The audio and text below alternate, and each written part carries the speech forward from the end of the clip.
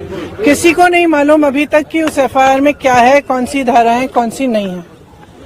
जब ये लड़कियां मेडल जीत के आती हैं तो हम सब ट्वीट करते हैं, सब कहते हैं कि हमारा गर्व है।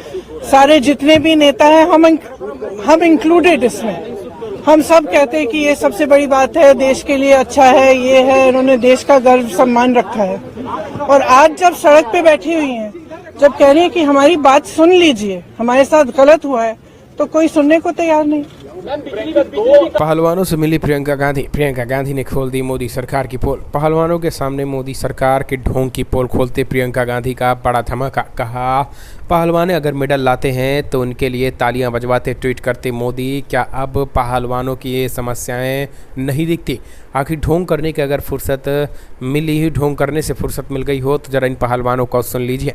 दरअसल ये वही मोदी हैं जो बबीता फोगाट और विनिवेश फोगाट समेत के जितने भी पहलवान हमारे भाई आज जंतर मंतर पर धरना बहन दे रहे हैं, उनके लिए वो photo opportunity, photo GB Modi medal लाने के बाद सबसे पहले इन्हीं पहलवानों के साथ में जो है फ़ोटो खिंचाने में मोदी जी भी, प्रधानमंत्री फ़ोटो जी भी सबसे पहले आ जाते हैं। लेकिन आज जब इन्हीं पहलवानों ने उन्हीं के कद्दावर नेता के खिलाफ इस तरीके के खुलासे किए तो अब ये पीछे यानी बैकफुट पर चले गए हैं और अब ये जो है वो कुछ इसमें चुप्पी साध रखे हैं।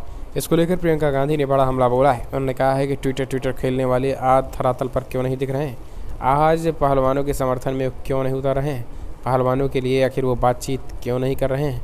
भारतीय जनता पार्टी के नेता पर ब्रजभूषण शरण सिंह पर खड़े हुए सवालों के बाद मुश्किलों में घिर चुके ब्रजभूषण शरण सिंह की मुश्किलें लगातार बढ़ती जा रही है। इन सब के बीच प्रियंका गांधी पहुँच करके मोदी के ढोंग की फोटो जीबी मोदी के ढोंग की पोल खोल दिया। जरा सुनिए प्रियंका गांधी ने। किसी को नहीं मालूम अभी तक कि उस एफआईआर में क्या है, कौन सी धाराएं, कौन सी नहीं है। जब ये लड़कियां मेडल जीत के आती हैं तो हम सब ट्वीट करते हैं, सब कहते हैं कि हमारा गर्व है। सारे जितने भी नेता हैं हम इंक्लूडेड इसमें, हम सब कहते हैं कि ये सबसे बड़ी बात है, देश के लिए अच्छा है, ये है, इन्होंने देश का गर्व सम्मान रखा है। और आज जब सड़क पे बैठी हुई हैं, जब कह रही है कि हमारी बात सुन लीजिए, हमारे साथ गलत हुआ है, तो कोई सुनने को तैयार नहीं।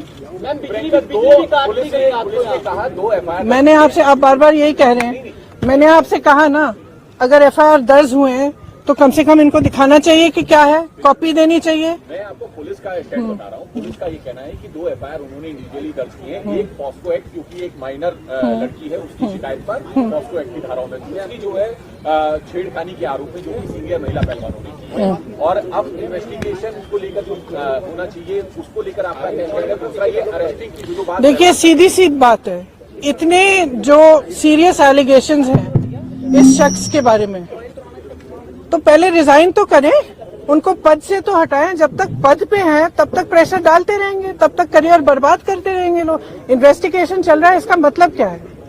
मतलब क्या है? अगर वो आदमी उसी पद पे है जहां सबसे ज्यादा पावर है सबके ऊपर, सारे प्लेयर्स के ऊपर, इनके करियर को बर्बाद करने के लिए, इनको तंग करने के लिए, प्रेशराइज करने के लिए, तो फिर आप कैसे कह सकते हैं कि एफआईआर इन्वेस्टिगेशन? क्या मतलब है इसका? पहले रिजाइन करे, उसको हटाए पद से, उसका पावर तो लीजिए। जिस पावर, जिस सत्ता ने उसको इनेबल किया है कि वो ये सब करे, पर पहले वो तो हटाइए। ये भी कहना है कि क्योंकि रूलिंग पार्टी के सिटिंग एमपी हैं और इस वजह से भी कार्रवाई में देरी हुई है। आप देखिए, जो मैं सुन रही हूँ, जो मुझे बताया गया है, और मैं पूरी तरह से बिलीव करती हूँ, क्योंकि ये लड़कियां जो है इतनी मेहनत करती हैं, इतनी ट्रेनिंग के लिए, इतने शोषण इनको देखने पड़ते हैं, इतना करना पड़ता है एज इट इज, अपनी फैमिलीज के लिए, परिवार के लिए, देश के लिए, प्रदेश के लिए इतना कर रही हैं, तो कुछ कह रही हैं कि इनके साथ, और एक नहीं कह रही है, बहुत सारी ऐसी लड़कियां हैं जिनके साथ ये सब हुआ है। तो मैं समझना चाहती हूँ, एक्चुअली मैं समझना चाहती हूँ कि सरकार इनको बचा क्यों रही है। वो खेल मंत्री लगातार कह रहे हैं, हम बातचीत कर रहे थे, एफआईआर कभी भी हो सकती है, हमने कई राउंड की बातचीत करी।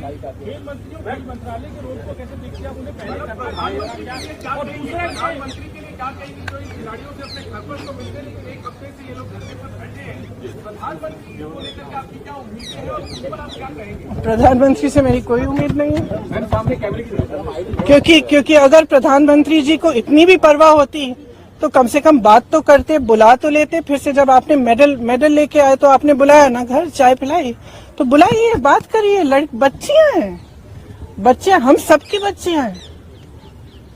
क्या लग रहा और मतलब और क्या कह रही, ये कह रही है ना कि हमारी इलेक्शन मोड है, 2024 का इलेक्शन है, कुछ चीजों पर प्रभाव पड़ सकता है, तो अब भगवान जाने। मैं आपसे पूछ रही हूँ कि भाई इस आदमी को बचाने के लिए इतना सारा क्यों किया जा रहा है, जब इतनी सारी लड़कियां जिन्होंने देश के लिए इतना किया है, अपने परिवारों के लिए किया है, प्रदेश के लिए किया है, देश के लिए किया है, और इतना मतलब पर्सनल संघर्ष है इनका, आप देख सकते हैं। इन्होंने इतना किया है और आप उसको बचा रहे हैं। भाई इनको बचाओ ना।